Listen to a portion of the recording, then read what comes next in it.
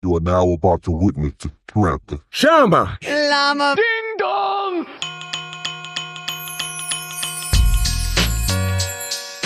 Two friends with a passion for combat sports. One's an actor, the other's a ring announcer. Together, we bring to you the CLDD Podcast. Hello, everyone. This is episode 9 of the Chama, Llama Ding Dong Podcast, the CLDD Podcast. I'm your host, Ryan Ventura. My usual verbal sparring partner, unfortunately, Aaron Paul Stewart, could not make it this evening, but, he's going to be here for episode 10, 100%. Before I start and, sort of talk about, by myself, a solo podcast this time, about the aftermath of UFC 13, I need to, just talk about something personal that's been on my mind these last few days. If you are from the Vancouver area and you are part of the MMA scene, I'm going to put this picture on the screen right now. This is my good friend. This is Nate Olson. So Nate is a staple of the Vancouver fight scene, the BC fight scene. You've probably seen him cage side at BFL events. You've probably seen him at Jerry Gianco shows. Pretty much wherever there was a fight, you probably saw Big Nate there. Big Nate was he is one of my closest friends in the fight game when I was first starting out as a ring announcer, especially when I was just getting my feet wet with the Battlefield Fight League. He was there, and he was like my big brother, man. Like, all the wonderful conversations that we've had.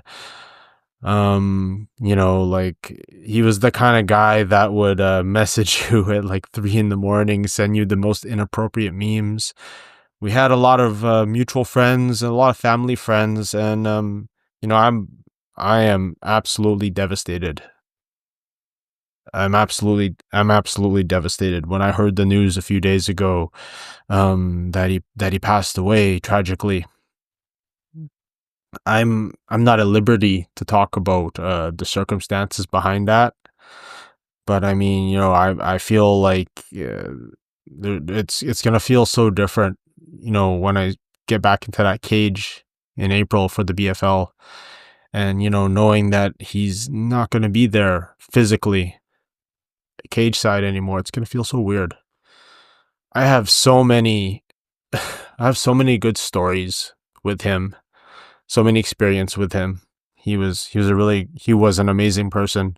He was a great guy, and if you follow him, or if you follow anyone in the fight scene, countless fighters, fans, coaches, camps, they all have they all have a story about Big Nate, and I'm gonna miss him forever.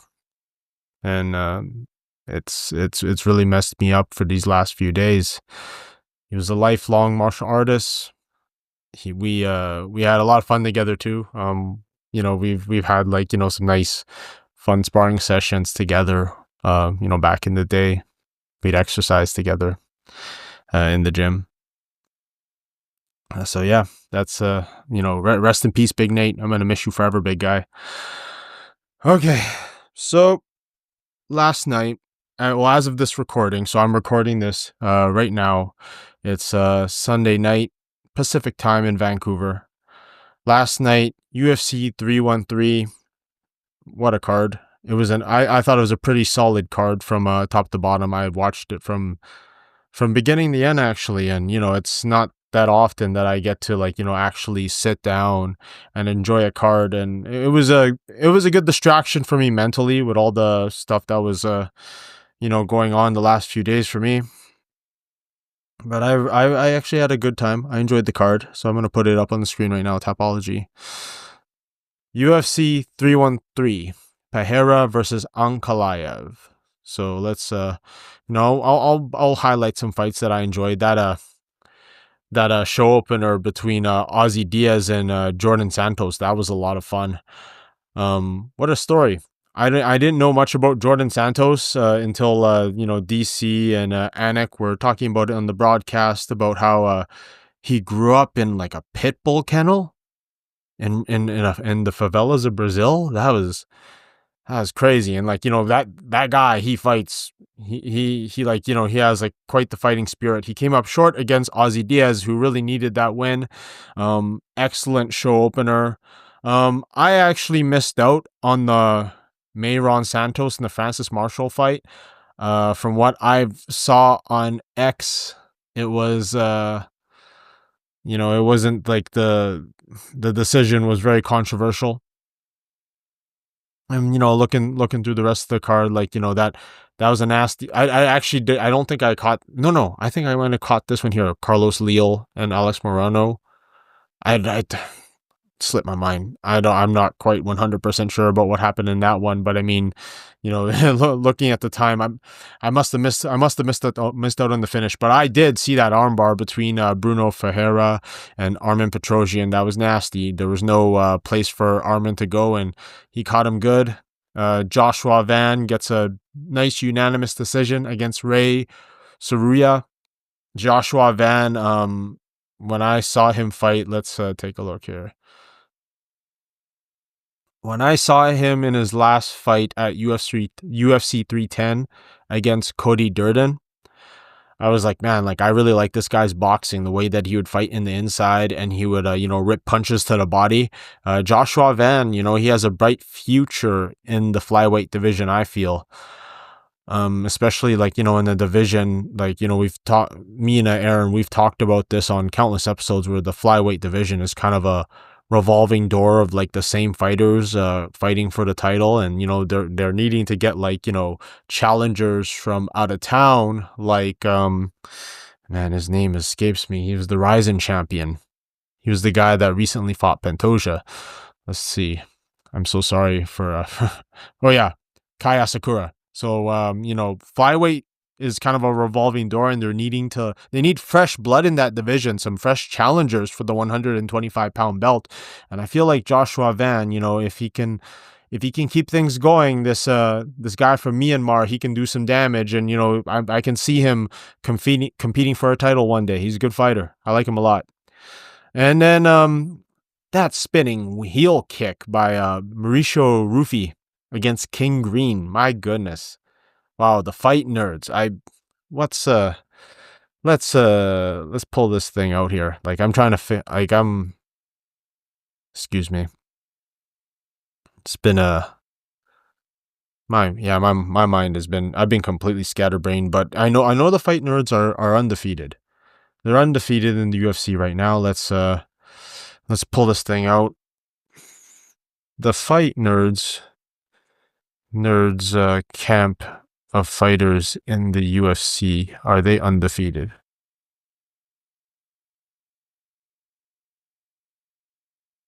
Let's see. Yeah. So the fight nerds as of right now have a combined record of 18-0 with 11 knockouts, 1 submission.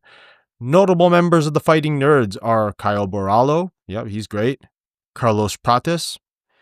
John Silva, who, I can't wait for that guy to fight Bryce Mitchell. That's going to be a lot of fun. And of course, Mauricio Rufy. So it's going to be the fighting nerds are the talk of the game right now. I'm really liking their body of work, and all the fighters that are coming from that camp. They're doing wonderful things, and they're making the sport a lot of fun. What else do we got? Now, so this fight here between Amanda Lemos and Asmin Lucindo. I'm so sorry for pronouncing your name incorrectly, but it pains me to say this, and I've watched a lot of fights in my years on Earth. I've watched countless fights, and I have to say, maybe it's recency bias, but this fight between Lemos and Lucindo was probably one of the worst fights I've ever seen inside the UFC octagon. 115, that's Wei Li's division. I feel like, I know Wei Li, she already beat up Lemos, but I don't know. like women's MMA, like, there's only like so many, really amazing females in the game. Like, of course, you got Wei Valentina. I wonder what Amanda Nunes is gonna do. Is she gonna really stay retired? Kayla Harrison. But like, I just don't see like any of these girls, you know, challenging Wei and, actually, giving her a really good fight at all. Like this fight, unfortunately, didn't. Not only was it not that entertaining, it just wasn't very technical, and it's a real shame. It's a real shame, but the game evolves, and hopefully we're gonna have someone that can really give Wei a challenge at 115. But of course, we all want to see Wei fight Valentina eventually. Let's go back to the Tapology here. Ignacio I'm so sorry, Ignacio. But he got this beautiful triangle choke on Jalen Turner. What a scrap. This guy here, Ignacio Bahamondes. I didn't know that he had Bilal Muhammad in his corner, but yeah, man, this guy's someone to look out for. I mean, since debuting in the UFC, like, he has a loss against John McDessie. He lost a decision. He lost a decision to Ludovic Klein back in August of 2023. But right now he's on a 3-fight winning streak, and he's probably one of the most exciting, like up and comers right now. He's one of the most exciting up-and-comers right now, hands down. He's only 27 years old. He's an exciting fighter to watch. He can strike. He can clearly grapple. He got skills everywhere, man. And I believe Jalen Turner, he actually retired at the end of the fight. I think that's what happened. Jalen Turner's a gamer. Like, look at that record. I have this on my screen right now. Like, look at the L's that he's taken. He's taken L's against killers. He has like a loss against Gamrot. He's a loss against Dan Hooker.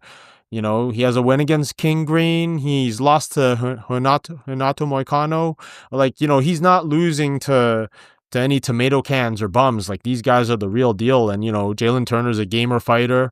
He's good to go. And, I believe he decided to hang up the gloves. We'll see if that sticks. But I mean, all the best to Jalen Turner. Great fighter. Fun to watch. I have nothing bad to say about him at all. And then, well, now we're getting to the meat and potatoes of the card.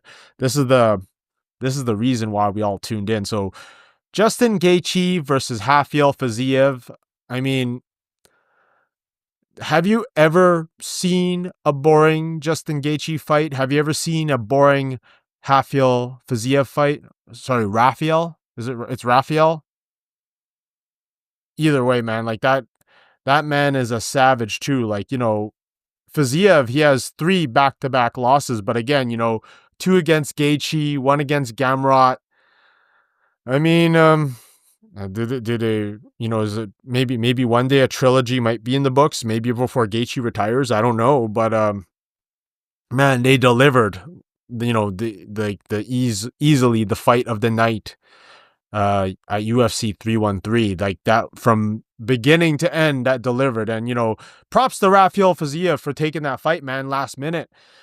I wanted to see 2 more rounds. When I was watching the fight, I was I was with some friends and everything like that. We were tuning into the fights on a beautiful 85-inch screen TV, and man, like, from beginning to end, it was pure action. Like, I'm such a big fan of both of their striking approaches are quite different. Like, Rafael Fiziev has more traditional Muay Thai background. Like, I'm fairly familiar with some of his work before the UFC. All of his some of those fights that went pretty viral, where he was like fighting in Thailand and fighting Muay Thai rules and all that kind of stuff. And like he has legitimate striking skills, and of course he's a legitimate mixed martial artist. He's fighting in the best mixed martial arts promotion in the entire world.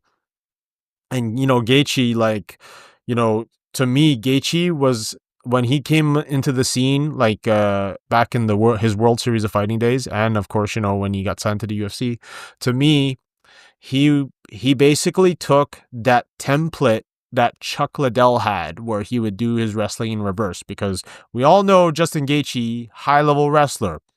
He rarely ever uses it in the cage. Rarely. So basically, he uses his wrestling to stay on the feet so he can strike. So he's like, to me, he's like 155 Chuck Liddell, but on another level. He's like, it's like that template 2.0. And his striking selection, especially in the clinching range, like, I've always been fascinated by it. And even myself as a martial artist, I try to implement my own, some of the stuff that he shows. So like, he likes to throw the leg kicks in clinching range. I mess around and I try it myself too. And his dirty boxing is nasty. Nasty, dirty boxing. Like, there was that one sequence where, like, they were in the clinch and, he threw that uppercut, like that nice short uppercut in the clinch, and it just dropped Fiziev. And I think it was in the second round. Might have been the third. Not quite sure. But no, sorry. No, it was in the second round for sure, because the third round, like, that uppercut was so beautiful. He threw it within that clinching range, and he dropped Fiziev, and we all thought it was over. We thought, Gaethje was going to walk away, with the finish victory. But, by the end of the third round, I wanted more. Like, I wanted to see where they could take it. Props to Fiziev for taking this fight. I'm sure the UFC, they're going to give him, like, whenever he's ready to go physically and he gets medically cleared to fight again, if Fiziev's down, they're going to give him a nice matchup. He deserves it, man. Like, you saved, this fight. I mean, it would be nice to see Justin Gaethje and Dan Hooker fight, if that's in the cards one day. But, was very, very satisfied with how that all played out. Very satisfied about that. I just wish that, I wish we had 2 more rounds. I wish it was a 5-rounder, and, I wanted more. Justin Gaethje, his fighting style, and Fiziev's too, actually, both their fighting styles is not good for your long-term health. I hope, when their careers are over, they're able to enjoy time with their families, they're able to enjoy their lives, and, not have, like, it's, sometimes I'm concerned about, like, those guys. Like, I mean, like, obviously, they love what they do. Clearly, they signed the contracts, they're consenting adults, they know what they're getting themselves into. And heck yeah, man, it's fun to watch Rock'em Sock'em Robots. It's like watching real life Street Fighter and real life Tekken. And it's like an action movie. But, the long-term damage that it takes, it's concerning at times, and it's not good for your long-term health. But, we're so, like, as fight fans and martial artists, we're so grateful for the display and the sacrifices that they have made for really our entertainment. And I was very moved by it. Beautiful fight. It was violence at its finest. Now, I can't say the same about the main event between Magomed Ankalaev and Alex Poatan Pereira. That was not violence at its finest, unfortunately. Ankalaev defeats Pereira, got the unanimous decision. The right man won. Under mixed martial arts rules, under the unified rules, I should say. Maybe under Japanese MMA rules or one championship rules, the scoring criteria might be looked at differently. But under the unified rules of mixed martial arts that most Western promotions use, and this is the criteria that the UFC uses, according to the judges, the right man won the fight. And it's hard to disagree with it. I mean, when I was watching the fight with my friends, I thought the fight was 4-1. So I would say Pereira Poatan, he won the first round. That makes sense to me. And then the other 4 rounds, it was Ankalaev. Now, the thing that was very interesting about Ankalaev was that I believe the stat was he attempted 19 takedowns and got none. That's really impressive. That is really impressive, because like for a lot of people, the big question mark is, what's going to happen to Poatan when he's on the ground? And they didn't really spend much time on the ground. And in fact, it was very reminiscent of when Brandon Vera fought Randy Couture many years ago. Like that's for all you old heads out there. So essentially, back in the day, Brandon Vera, he was supposed to be he eventually became one heavyweight champion. But when he was in the UFC, he was supposed to be like the next big thing, Brandon the Truth Vera. And when Randy Couture and Brandon Vera were booked to fight, essentially what happened was Randy, like for a lack of a better word, just, put his back against the cage and, controlled him from there and won a unanimous decision. It wasn't the most interesting fight, but it stood out in my mind because I remember thinking to myself, because I'm a big Randy Couture guy. Like he's one of my all-time favorite mixed martial artists. I love Captain America. But to see him win a fight in that way, like a mixed martial arts fight, I should say. It's not a wrestling match. It just wasn't that intriguing. Yeah, I have it right here. So November 14th, 2009, Manchester, England, he scores a victory over Brandon Vera. So yeah, that remains fresh in my mind, and it was very reminiscent of that. Poatan had trouble trying to run his game, and I think it's obviously there's the fear of the takedown, right? If Poatan was to push forward, he might build he was afraid that Ankalaev would, just take him down from there if he was trying to run his game and all that. But it never played out. It never played out that way. He essentially was able to, keep Pereira's back against the cage. There were a few moments where, I don't remember the exact round, but I know there were a few moments in the fight where Pereira got tagged, and it was a little bit concerning, and there were a few moments where Ankalaev got tagged too.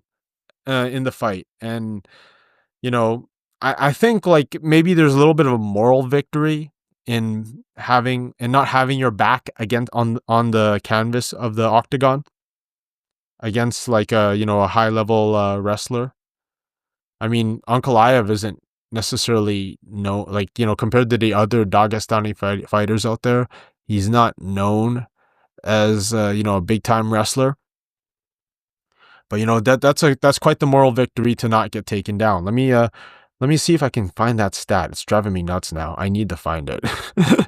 Let's take this off the screen. Let's go look up UFC stats. UFC stats. All right, UFC stats. Pereira versus Ankalaev. Let's look at this here. No, that's not it. What's that? Okay, so on the official UFC stats website, it doesn't give everything that I'm looking for. It says, 0 takedowns, 0 submission attempts. It's very, this is very simplified statistics. Oh, okay. So this is the Ankalaev's portfolio here, his resume. Click on the row to see detailed stats. Okay, I like this. So this is the official UFCstats.com. This is actually really handy, because it gives you the scorecard. It says here, Sal D'Amato scored the fight 46-49. Derek Cleary scored the fight 47-48. Actually, no, it's supposed to be the other way around. So of course, the bigger number goes to the left. So 49-46, Sal D'Amato.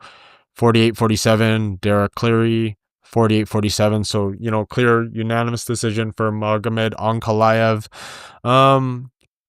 So it says here, total strikes. 127 strikes landed, 97 strikes by Pereira. Yeah, so Ankalaev attempted 12 takedowns, got none. Was able to control him for 5 minutes, 42 seconds.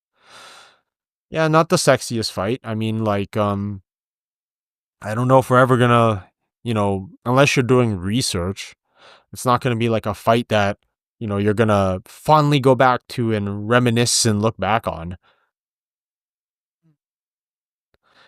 Yeah, not much else to say about it, really.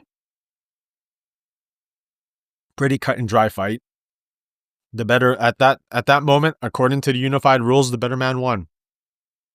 And it's hard to disagree.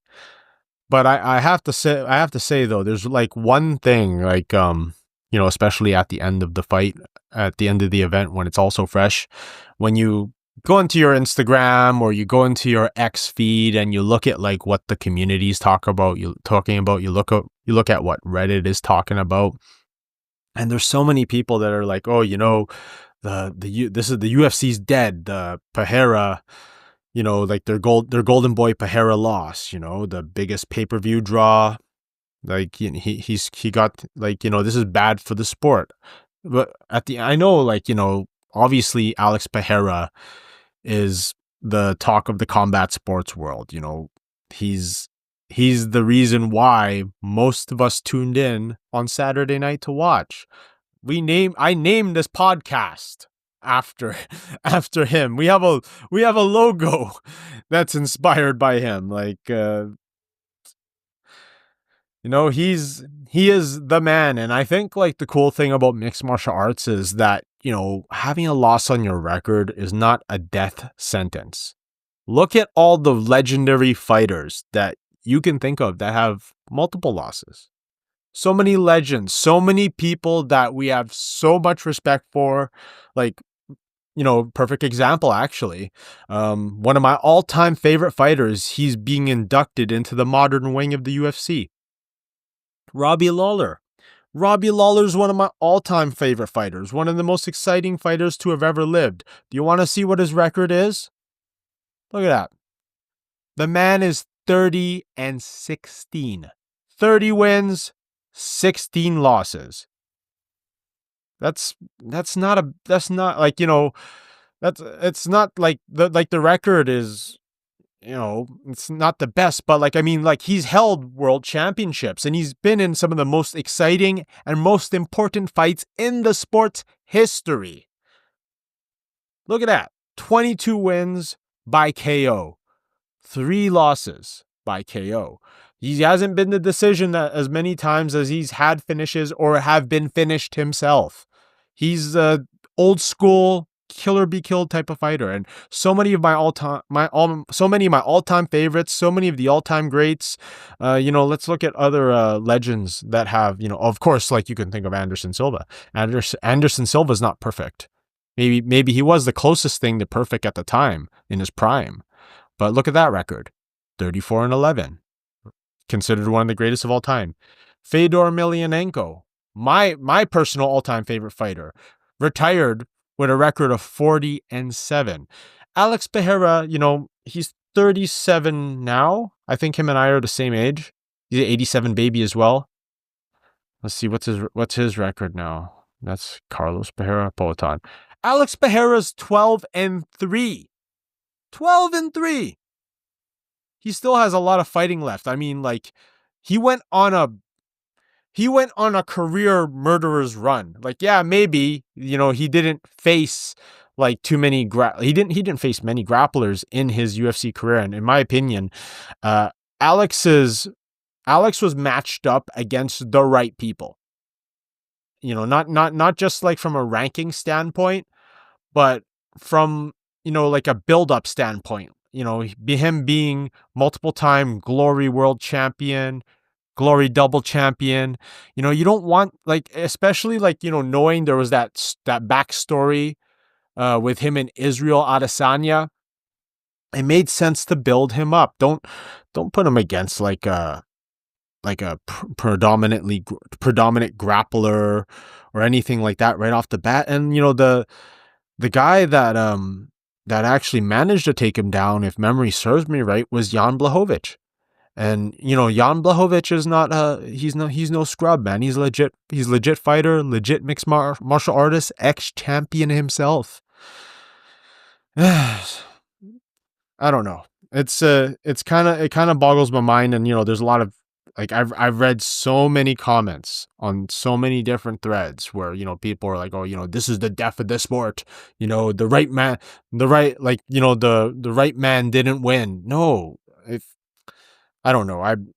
I think, like, down the road, if there was ever an opportunity, I would love to take, like the command course by Big John McCarthy, maybe like one of the courses that Herb Dean or Mark Goddard has, where basically you would sit there and you would learn about the actual judging requirements of a fight. I personally would love to.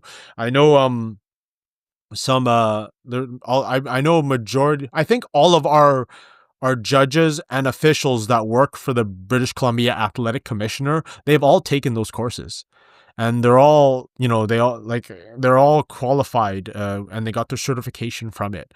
But to this day, it still boggles my mind that we just can't agree on, like, how to score a fight when it goes to a decision.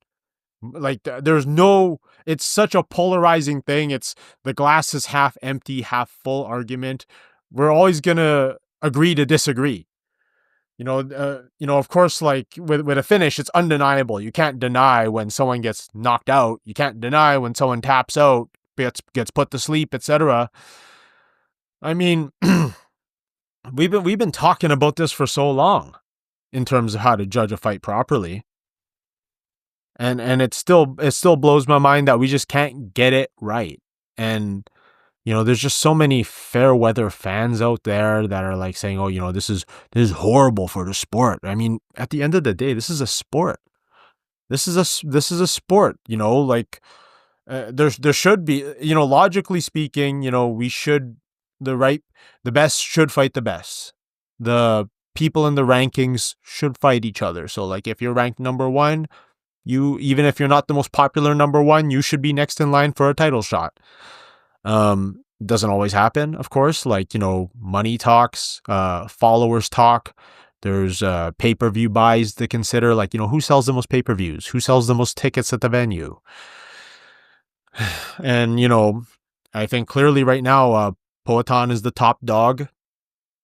Maybe like right now, I don't know like how proven Ilya Topuria is. I think for sure Sean O'Malley, he's one of the sport's biggest draws. So, a fight with Merab again for the title, from a money-making standpoint, whenever Sean O'Malley's ready, and if Merab is still the champion, they got to book that again.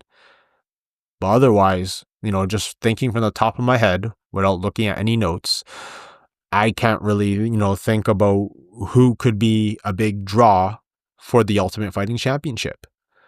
But I know, I feel like, especially, if Poatan was to win this fight, it just makes sense. It made sense for him to go to heavyweight and to move up. It made sense for him to move up into a different division. Maybe if the fight between John Jones and Tom Aspinall, for whatever reason, does not pan out, it would have made sense for Alex Pereira to fight either one of them. But, I was talking to my friend yesterday too, really good guy. And, he's really big into this, in the fight sports as well. He's a very knowledgeable guy. When I was talking to him, like, basically the fight between Ankalaev and Poatan, it showed us that if hypothetically John Jones was to fight Alex Pereira, I don't know. If you're having trouble dealing with Ankalaev's wrestling, like, if you're fighting, if you have him pushing your back against the cage and he's clinching you and he's like, he's wrestling you in that way, imagine what John Jones can do from those positions. John Jones is he's the ultimate final boss when it comes to those positions. Have you seen, what John Jones was able to do in those positions? Like, I remember when John Jones fought Pereira's coach, former champion Glover Teixeira. So, like, he had, like, his arm in the, Like the way that he was able to tie up the clinch, like tie up Teixeira in the clinch, and like he had like his arm right here. He was able to pull on it, and like he separated Teixeira's shoulder, and it was like ingenious. It's not dirty, but it was just ingenious. Like he was able to like separate the shoulder, throw the elbow, or like, in the clinch, like, he would have him in the clinch. Like, I wish I could better explain it more eloquently, but he was just doing some really nasty stuff in the clinch, and Jon Jones loves those positions, and he's so innovative, and he's so ruthless. He's so violent in those positions. So I can only imagine what he would do to someone like Alex Pereira in those positions. Obviously Pereira, like as long as he's in the middle of the cage and he's on his 2 feet, and as long as he's able to move forward, he can work his game, and, he can strike and be a kickboxer. He's the most dangerous person to ever step foot inside a UFC cage. He's one of the most dangerous men on the feet ever, hands down. But if he's not able to run his game, and he has to think about the takedown, if he has to think about the clinch game, if he has to think about having his back against the cage, and he's not able to run his game, then he's human. He's human. And it's a crazy thought. I think the only thing really now that makes sense, he has unfinished business. Alex Pereira, and that has to fight Magomed Ankalaev again, one more time. Leave no doubt, because there's a big chunk of people out there that are like, because he wasn't able to score the takedown, he didn't even attempt submissions or anything like that. I didn't really see many submission attempts, from what he was doing. Like I didn't see where there could have been opportunities for submissions. But Magomed, like as the champion, he owes it to the audience to show them that, like, you know what? It wasn't just the judges on my side that night. I'm for real. And, he is for real, but like, he needs to leave no doubt. So if they were to do a rematch, and this is to both of their benefit, if Magomed is able to finish Alex Pereira, there is no doubt he's the light heavyweight champion of the world, and there's no denying that he belongs where he is. But if Poatan defeats him, if he's able to not just, because he successfully stopped 12 takedowns, that in itself is a victory. But if he's able to not just stop the takedowns, but stop Ankalaev and, get that title back, now all of a sudden that move up to heavyweight once again is sexy. It's an interesting idea to once again revisit. And, maybe with, these are all hypotheticals once again, with TKO boxing in the works, like maybe once again that potential crossover fight between him and Alexander Usyk is once again the talk of the combat sports world. It's there's I think the rematch is a sexy it's a sexy option, and they need to run it back. It just makes sense. There's nothing interesting in the light heavyweight division for either one of them except for them to fight each other again. That makes sense to me. But yeah, that was a really, really interesting fight. And I've come to terms over the years, and there's very few guys that are able to be near perfect in combat sports. I mean, obviously in recent memory in the sport of boxing, you have Floyd Mayweather, right? He's the closest thing to perfection. Before Fedor got tapped out to Fabricio Verdum, I was fully convinced that he was going to retire undefeated. Well, technically, he has a loss against TK Kiyoshi Kisaka. I'm so sorry if I butchered your name, but Fedor was something else. He was the closest thing to perfection in mixed martial arts before he lost to Fabricio Verdum. I was fully convinced too, if they were able to get that deal done with the UFC, and he was to fight the likes of Brock Lesnar, if he was to fight the likes of Randy Couture, if he was to fight Cain Velasquez, Junior Dos Santos, I think maybe Cain would have gave Fedor the hardest time. But I think Fedor could have beat Cain Velasquez. No, sorry, Junior Dos Santos, I should say. Yeah.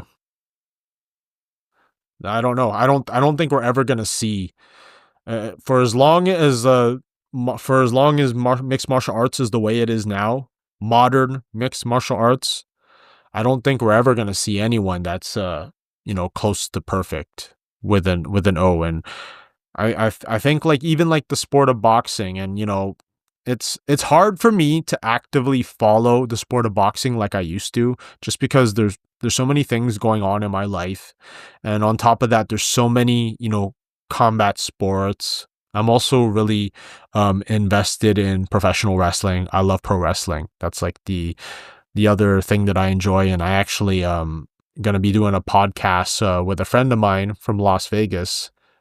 Stay tuned to that. It's going to be called the Jobber Knockers podcast, and we're gonna be doing it once a month. But yeah, I enjoy pro wrestling. I enjoy hockey, Vancouver Canucks hockey. Unfortunately, I ride that with that team till I die.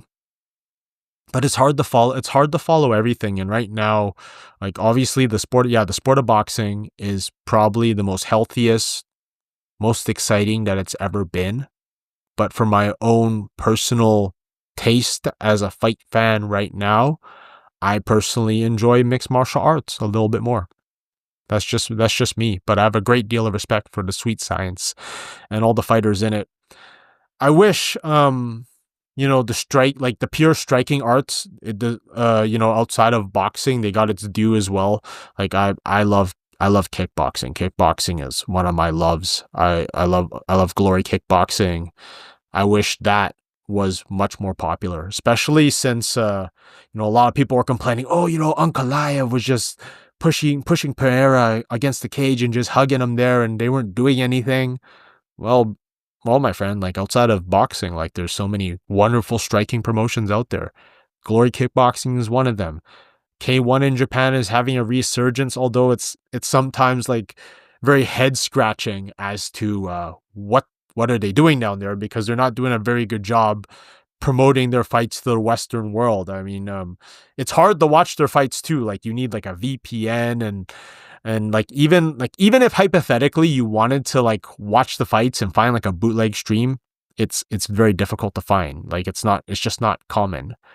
One Championship, of course, they're doing their thing, but I don't know. Like I feel like One Championship is not getting the love that it once was, not too long ago. But I really like their promotion. I like that they not only do they do mixed martial arts, they do grappling, and they do Muay Thai, they do kickboxing. I think that's super cool. I just I mean, like I know they're doing shows in the US and all that kind of stuff, but I just don't feel like it's as interesting as it used to be. Maybe it's because of the outside of like the big Muay Thai fighters that they have, like the Rod Tangs and all that. There isn't really that many, and of course Jonathan Haggerty. Jonathan Haggerty's a wonderful fighter, and recently Liam Harrison, he had his like Diamond WBC fight in his promotion in England. Shout out to Liam Harrison, really nice guy. I actually like attended a seminar of his a few years ago, and unfortunately I wasn't able to participate in the seminar because of some knee injuries that I had. Oh, I just cracked my knee right now, actually. And like him and I could really relate to each other. And we connected on that level because we had the same knee problems. And, he was able to retire and leave the fight game with dignity and be able to like leave as one of the greatest Muay Thai fighters to have ever lived. And, Muay Thai is like Muay Thai is one of the most underappreciated combat sports in the world. Like, it's violent, it's exciting, It's extremely technical, and it's like I always said to like, to my friends that are really big into the striking arts too, that it's a shame that, for guys to really get their due and to really get the respect that they deserve, they have two directions. They either have to become a boxer, which is a really hard direction to go to, or you become a mixed martial arts fighter, which is also very hard. But I believe because the skills from the other striking arts are a little bit more transferable to MMA because you're allowed to use those tools compared to, just pure boxing where, in pure boxing, we already know, the footwork's different, the distance is different, the angles are different. Just the way that you're able to punch and move is very different from the way a kickboxer is able to punch, move, and kick. And then, Muay Thai, of course, you have to factor in the elbows and the clinching and the knees and, those skills from kickboxing and Muay Thai, they're more transferable to MMA. And, look what it's done for the likes of Israel Adesanya. Look what it's done for the likes of Alex Pereira. I was, who would have been like a really good addition to heavyweight mixed martial arts? Rico Verhoeven. So the current Glory heavyweight champion and king, the king of kickboxing, Rico Verhoeven. He's like the modern day king of the heavyweights, and I think if he made the jump to mixed martial arts a few years ago, I think he would have been one of the most dangerous fighters. Like especially because I know he was spending some time at a American Kickboxing Academy, and he was incorporating the grappling and the wrestling to his very world-class and dangerous striking game. Rico Verhoeven would have been really cool to see in mixed martial arts at the highest level. I think he's had a few mixed martial arts fights, but he never really went for it, because I think he would have been an excellent addition to the UFC heavyweight roster. But I mean, I think the money that he was making in Glory was really good. They were paying him really well. They were selling out like big stadiums all across Europe, and he had that series with Badr Hari, another one of the baddest men on the planet, in the world of kickboxing. One of my all-time favorite kickboxers, actually, Gokhan Saki. I love Gokhan Saki. So, for anyone that's listening and tuning in, my favorite fighters are the guys that are the ones that I can relate to from a body stature wise, like people that are short and stocky. Maybe they don't have the Superman body type and frame. They don't look like superheroes. They look like the everyman. That's why, one of my all-time favorite fighters, of course, I mentioned Fedor Emelianenko, Gokhan Saki. I loved watching those guys fight because I felt like it was relatable to my body type. And in, many ways, as a martial artist, I would try to incorporate certain attributes that they would have into my own game, so to speak. Saki, when he made the jump to MMA, he got into the UFC way too late. He's already had, so many wars in kickboxing. And then when he, got into the UFC, let's look at his record in the UFC. I think he has 1 win, 2 losses, Khalil, including a very violent finish from Khalil Roundtree. At that time when he was fighting Khalil Roundtree, I was like, yo, Khalil Roundtree's in for a world of hurt. You're in for a world of hurt against Gokhan Saki, because a prime Gokhan Saki, if it's just striking, you're in trouble, dude. There's a reason why they call him the Turkish Tyson. Look at this dude. Look at his unit. Short guy, fought heavyweight, Gokhan the Rebel Saki. Unfortunately, he had a mixed martial arts record of 1-2. But Khalil, I remember that. UFC 226, he got KO'd by Khalil Roundtree. And at that time, a lot of us, we were sleeping on him. Oh, so okay. So he only had 2 fights in the UFC. In 2017, he fought Luis Henrique da Silva. That was so dope. That was so crazy. And then after that, he only had 2 fights in the UFC. 3 MMA fights. When was his last MMA fight before the UFC? We have to go way, way back. Look at his kickboxing resume, man. What a killer. You see, look, we can't even find, like, we can't even find here where his other, like, MMA fight was. It's just the 2 UFC fights here, and, Gokhan Saki, he's 41 now, but he's had so many wars especially during the K1 days, like the K1 World Grand Prix days, and, of course, like, the Glory days and all that kind of stuff. Yeah, Saki's been in it for a long time, man. Like, I don't know. He's an older guy too. I personally don't think he needs to fight anymore. But a lot of fight fans in the Western world, they really missed out on the Turkish Tyson. So, like, if you weren't one of those guys that were staying up, like, I remember, like, watching him fight in K1, and, like, the card would start in Japan at, like, I think 4 a.m., 3 a.m. I'd watch the different tournaments and the different bookings that they would have. Watching Saki, watching Alistair Overeem when he had his run, watching so many good guys slip in my mind. Of course, Badr Hari. Badr Hari was there too. Very scary guy. Yeah, man. The Dutch, that Dutch style of kickboxing, very exciting to watch. But yeah, I digress. The point that I was trying to make, and I just kept rambling on and on about this guy and that guy and these fights and that fight. But, in combat sports, we should be more forgiving of losses, just because, like, I feel like the losses don't, they don't hold that much weight. It's not like the world is going to end. They still have that body of work, and they still have those fights, and they're still who they are. They are still who they are. And, somewhere down the line, I think it mainly comes from boxing, actually.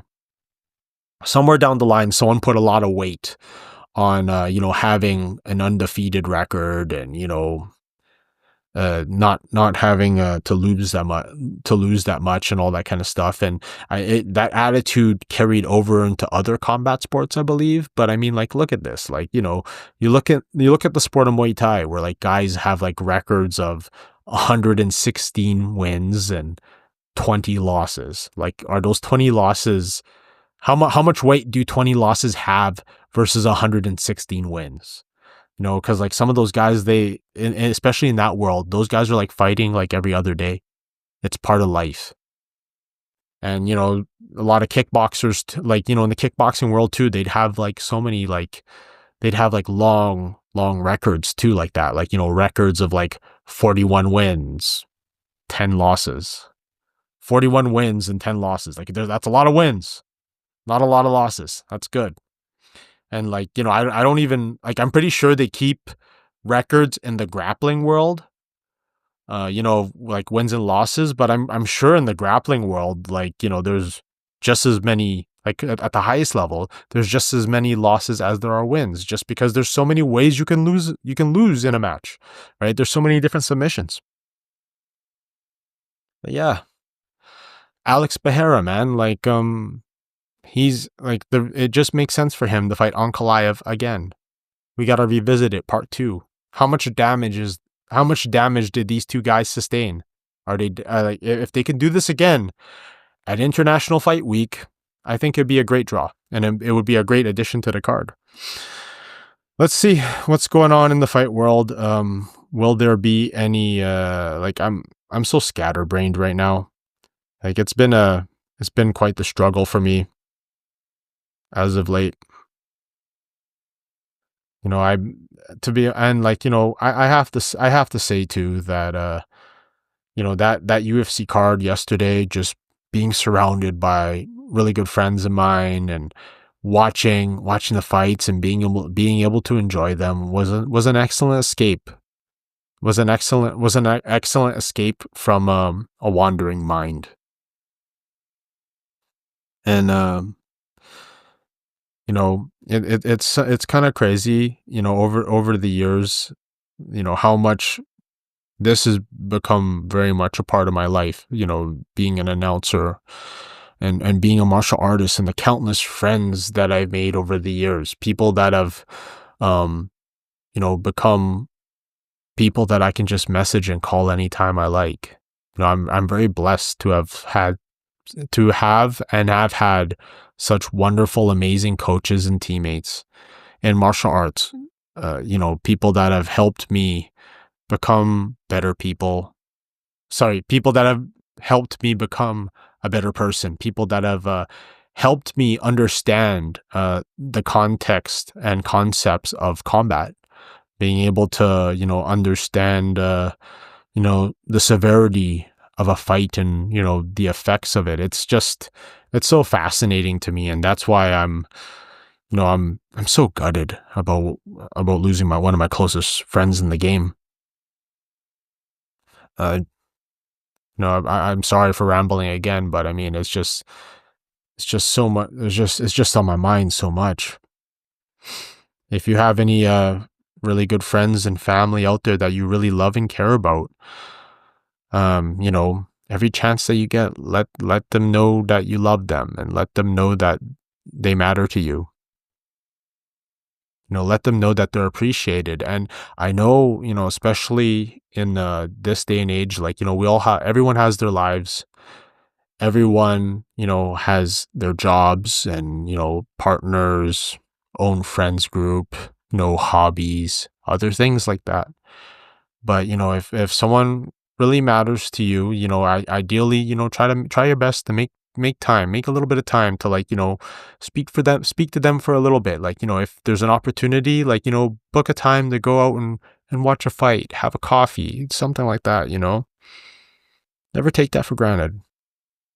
I know I hate that, in moments like this, it's when you realize that,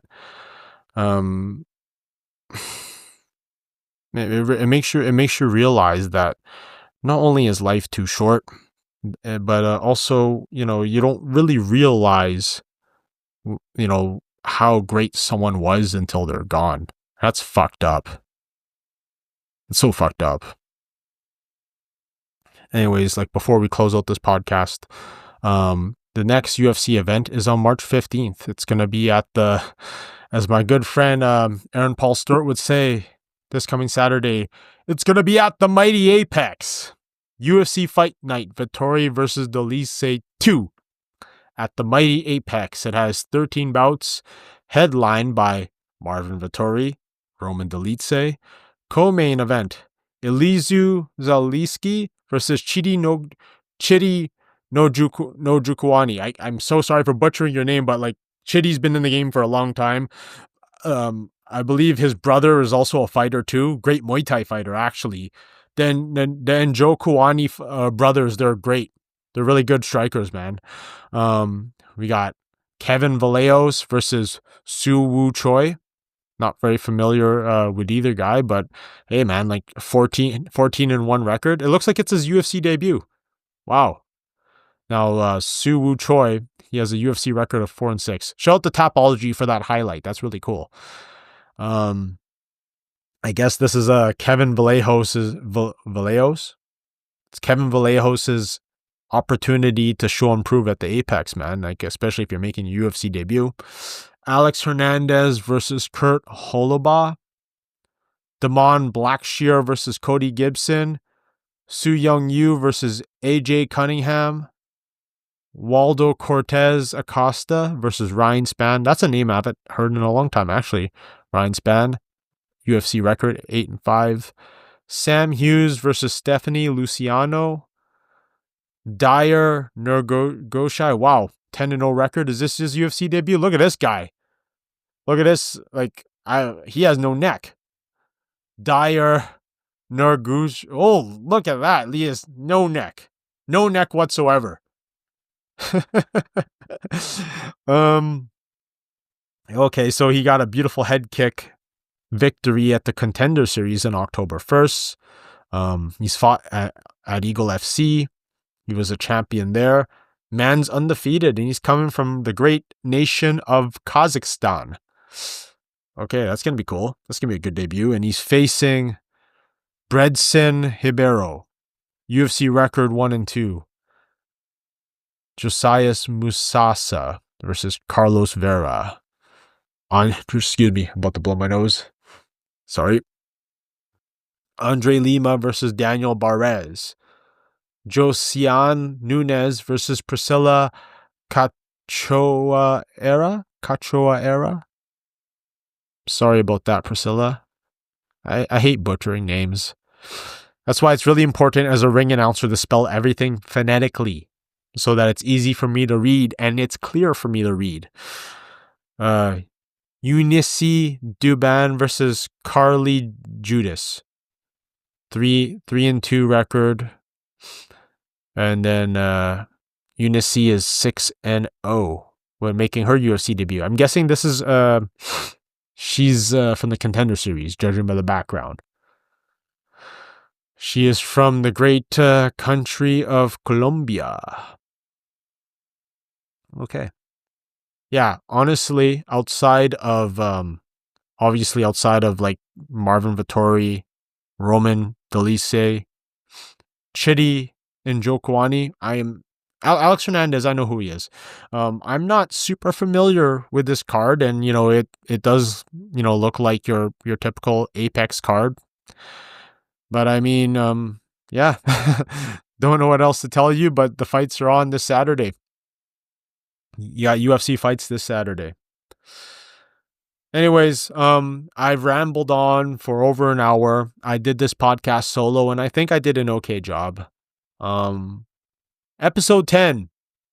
I'm pretty sure my verbal sparring partner, Aaron Paul Stewart, will be joining me again for episode 10 of the Chama Llama Ding Dong podcast. I'm Ryan Christian Ventura, your host for today, solo host. You can find me on all major social media platforms at ryanventura604. On X, you can find me at ryanventura778. And I just want to close things off by, once again, reminding you all, if there's anyone out there that you love and care about and they matter in your life, shoot them a message, give them a call, let them know that you love them every chance that you get. Don't take them for granted. And, yeah, life's too short. Make the best of it. And I'll see you on the next episode of the Chama Llama Ding Dong podcast. Take care.